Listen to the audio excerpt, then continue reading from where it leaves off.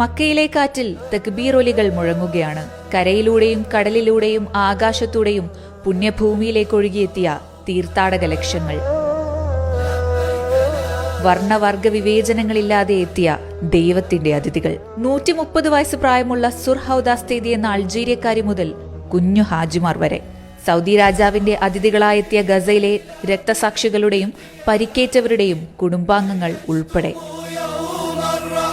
മുൻപൊരിക്കലും മക്കയും മദീനയും കണ്ടിട്ടില്ലാത്ത പഴുതടച്ച സുരക്ഷ.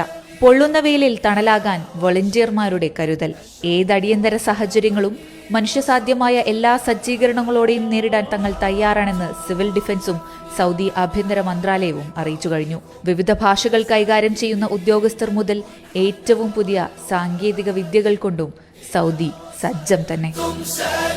Self driving air ടാക്സികൾ, വാഹന പരിശോധനകൾ രേഖപ്പെടുത്താനും നിയമലംഘനങ്ങൾ നിരീക്ഷിക്കാനും ഓഗ്മെന്റഡ് റിയാലിറ്റി കണ്ണടകൾ, ഖുറാൻ വിതരണം ചെയ്യുന്ന റോബോട്ടുകൾ, മക്കയിലും മദീനയിലെയും ഏത് കോണിൽ പോലും ലഭ്യമാകുന്ന 5G ഇന്റർനെറ്റ് ഫെസിലിറ്റി, അങ്ങനെ ചെറുതും വലുതുമായ എല്ലാ സാങ്കേതിക സൗകര്യങ്ങളും സുരക്ഷകളും. മിനാത്താഴ്വാരം വെള്ളപ്പുഴയായി ഒന്നായി ഒഴുകുന്നതു മുതൽ പാപമോചനത്തിൽ പുതുജന്മം തേടുകയാണ് വിശ്വാസികൾ.